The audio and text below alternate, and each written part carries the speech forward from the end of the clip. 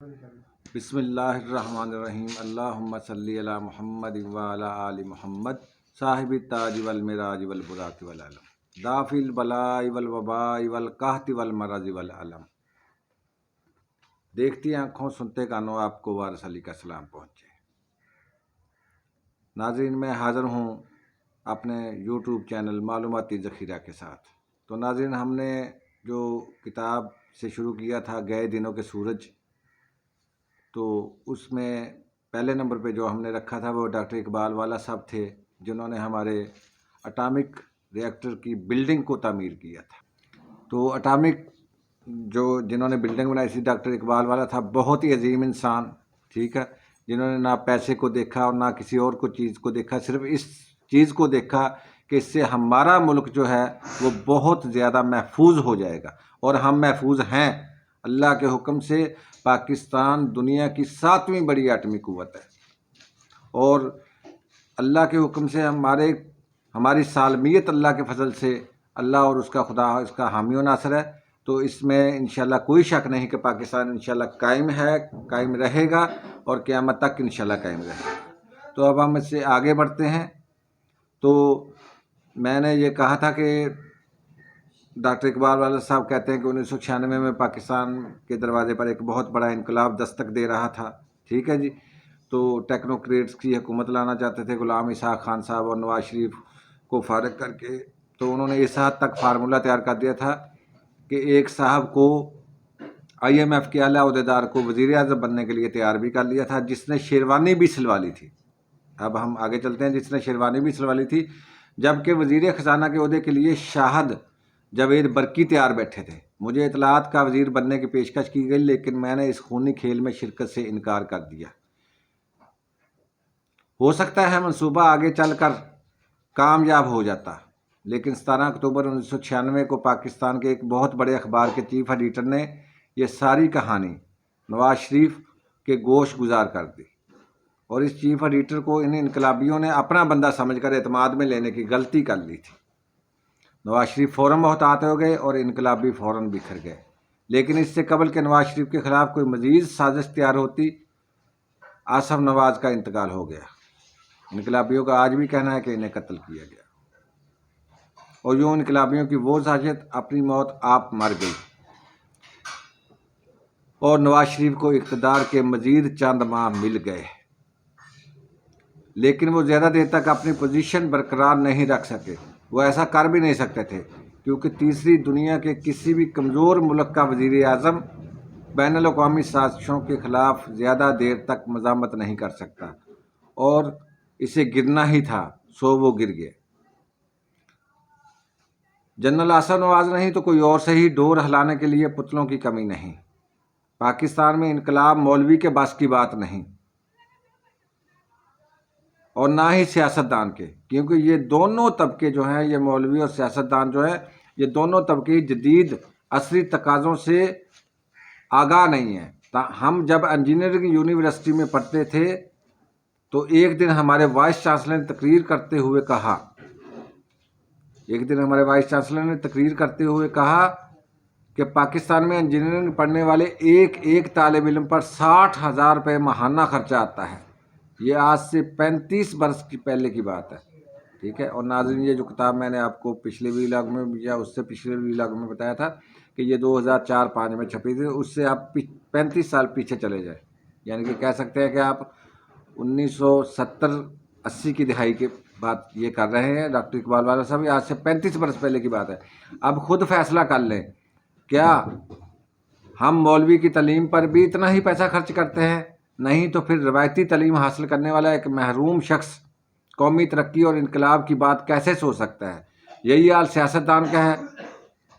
جس شخص کا مسئلہ روٹی نہیں، وہ 13 کروڑ لوگوں کی ضروریات زندگی کے بارے میں کیا جج کر سکتا ہے اور کیسے سوچ سکتا ہے؟ آپ یقین فرمائیں، اونچی سوسائٹی کی تقریبات میں یہ لوگ شراب پی کر غیر ملکیوں کے سامنے پاکستانیوں کی وہ برائیاں بیان کرتے ہیں کہ خدا کی پناہ آپ کو شاید یقین نہیں آئے گا۔ ان ملکی سیاستدانوں کی تعداد کسی بھی طرح 150 سے کم نہیں، جنہوں نے مجھ سے یہ کہا، ڈاکٹر صاحب امریکی قونصلیٹ آپ کا دوست ہے، ہمارے بیٹے بھتیجے یا بھانجے کو امریکہ کا ویزا ہی لے دیں۔ یہ لوگ جن کی پاکستان سے کمٹمنٹ اتنی کمزور ہے، یہ ملک میں انقلاب کیسے لا سکتے ہیں؟ میں جب باہر جاتا ہوں تو مجھ سے اکثر غیر ملکی پوچھتے ہیں، آپ جیسے ماہرین دانشور اپنے ملک کے لیے کام کیوں نہیں کرتے؟ میرے پاس کوئی جواب نہیں ہوتا۔ یہ ایسا سوال ہے جس کا جواب کسی ایسے پڑھے لکھے پاکستانی کے پاس موجود نہیں جو اپنا ہنر، اپنی محنت اور اپنا ٹیلنٹ دوسرے ملکوں میں بیچ رہا ہے۔ ہمارے پاکستان اور ہمارے پاکستان کے اقتدار پر قابض لوگوں کو ہماری کوئی ضرورت نہیں۔ دیکھیے، یہ ملک اس وقت تک ترقی نہیں کر سکتا جب تک ان لوگوں کو واپس لا کر ان سے مناسب کام نہیں لیا جاتا۔ جن کا ٹیلنٹ یورپ، امریکہ اور مشرق بعید کی رگوں میں زندگی بن کر دوڑ رہا ہے، اگر وہ ہمارے ملک میں آ جائے تو کیا ہمارا ملک ترقی نہیں کرے گا؟ ان کی حوصلہ افزائی کی جائے اور ان کو واپس لایا جائے۔ لوگ مجھ سے پوچھتے ہیں کہ پاکستان کے بنیادی مسئلے کیا ہیں؟ میں ہنس کا جواب دیتا ہوں، صرف دو: مردم شماری اور کرپشن۔ لوگ حیران ہو کر سوال کرتے ہیں، صرف یہی؟ تو میں کہتا ہوں ہاں، صرف یہی دو مسائل ہیں جن سے ہمارے سارے مسائل جنم لیتے ہیں۔ دیکھیے، جس ملک کو اپنی آبادی کی کل آبادی کا علم نہیں ہے، جس ملک کو اپنی کل آبادی کا علم نہیں، وہ مستقبل کی تعمیر کا فارمولہ کیسے تیار کرے گا؟ اسے کیسے علم ہوگا کہ کتنی سڑکیں درکار ہیں، لوگوں کے لیے کتنے ہسپتال، اسکول اور ٹرانسپورٹ چاہیے، ہر سال کتنے لوگ نوکریوں کی عمروں تک پہنچتے ہیں، کتنے افراد کی شادی ہوتی ہے، کتنے لوگ اپنی نسل کو آگے بڑھاتے ہیں۔ آبادی کے بارے میں کم علم کا مطلب ہے صرف اور صرف یہ کہ ہم ترقی کرنا ہی نہیں چاہتے۔ رہی کرپشن کی بات، تو صرف رشوت، لوٹ کھسوٹ اور چور چکاری تک محدود نہیں۔ اس کو کرپشن نہیں کہتے ناظرین۔ یہ اقبال والا صاحب کہہ رہے ہیں کہ کرپشن اس کا نام نہیں ہے کہ صرف رشوت، لوٹ کھسوٹ، چوری چکاری تک محدود نہیں۔ اگر کوئی شخص اپنا کام لگن، ایمانداری، محنت سے نہیں کر رہا تو وہ بھی پوری طرح کرپٹ ہے۔ اگر دیکھا جائے تو اس کی نوعیت کرپشن، مالی کرپشن سے بہت زیادہ خطرناک ہے۔ پہلی کرپشن تو مال لوٹتی ہے، جبکہ دوسری کرپشن ملک کو تباہ کر دیتی ہے۔ ہم من حیث القوم ذہنی طور پر کرپٹ ہو چکے ہیں۔ ہم میں سے کون ہے جو اس ذہنی کرپشن سے بچا ہو؟ کوئی شخص، کوئی ادارہ، کوئی انسٹیٹیوٹ نہیں، کوئی نہیں۔ لہذا تباہی ہمارا مقدر ہے۔ ملک کو بچانے کا ایک ہی طریقہ ہے کہ پڑھے لکھے، ہنرمند اور دانشور لوگ آگے آئیں اور پوری قوم کے لیے ترجیحات طے کریں۔ ایک سال تعلیم کے لیے، دوسرا سال معیشت کے لیے، تیسرا سال معاشی ترقی کے لیے۔ اسی طرح ہم آگے بڑھتے جائیں گے، ایک ایک قدم، تھوڑا تھوڑا سفر۔ اگر ایسا نہ ہوا تو مجھے ڈر ہے کہ ملک میں وہ خونی انقلاب آئے گا جو سب کو بہا لے جائے گا۔ نہ مولوی بچے گا، نہ سیاستدان اور نہ ہی دانشور۔ میرے دفتر کا عملہ مجھ سے اکثر پوچھتا ہے، سر آپ اکثر بیٹھے بیٹھے چونک کیوں جاتے ہیں؟ تو میں یہ سن کر کہکا لگاتا ہوں اور کہتا ہوں شاید یہ میرا کوئی نفسیاتی مسئلہ ہے۔ اسی لیے میرے اندر بہت گہرائی میں بہت سی خواہشیں ابلتی ہیں، جیسے کسی پرسکون، اٹل اور پرشکوہ چٹان کے نیچے لاوا کروٹیں لیتا ہے، اور کبھی یہ لفظ لاوا بن کر میرے دماغ پر دستک دیتے ہیں تو میں اپنے آپ سے پوچھتا ہوں کہ شاید اب کوئی زاہد علی اکبر نہیں آئے گا جو آ کر مجھ سے کہے گا، ڈاکٹر صاحب آپ نے اسلامک ورلڈ کا ایک اور منصوبہ تعمیر کرنا ہے، آئیے میرے ساتھ آئیے اور فرہاد بن کر چٹانیں کاٹنا شروع کر دیں۔ ہاں، میں اکثر سوچتا ہوں کہ شاید اب میرے مقدر میں اب چند صنعتیں، چند پل اور کالج سے بھاگے ہوئے لڑکے لڑکیوں کی جنسی تفریح کے لیے پارک بنانا ہی رہ گئے ہیں۔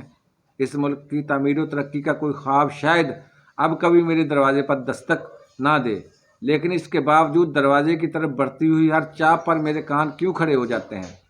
میں اکثر سوچتا ہوں شاید اس لیے کہ میرے اندر کا انسان ابھی تک اس ملک کے مستقبل سے مایوس نہیں ہوا۔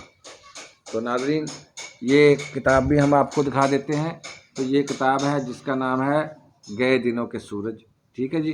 تو یہ ڈاکٹر جاوید چودھری صاحب نے لکھی ہے، تو بہت ہی اچھی کتاب ہے، آپ کو اس کو پڑھنا چاہیے۔ یہ جنوری 2010 میں شائع ہوئی تھی، ٹھیک ہے جی۔ تو بہت ہی اچھی کتاب ہے۔ یہ آپ کو پڑھنی چاہیے۔ تو یہ ڈاکٹر جاوید والا صاحب کے بارے میں اس کا جو ایک اس میں حصہ تھا وہ ہم نے پڑھا۔ اس کتاب کو ہم آگے بھی انشاءاللہ پڑھیں گے، ٹھیک ہے جی۔ تو ہمارے معلوماتی چینل کو آپ سبسکرائب کر دیں، آپ کی مہربانی ہوگی۔ اگر بیل کے آئکن کو دبا دیں گے تو آپ کی اضافی مہربانی ہو جائے گی۔ اللہ حافظ۔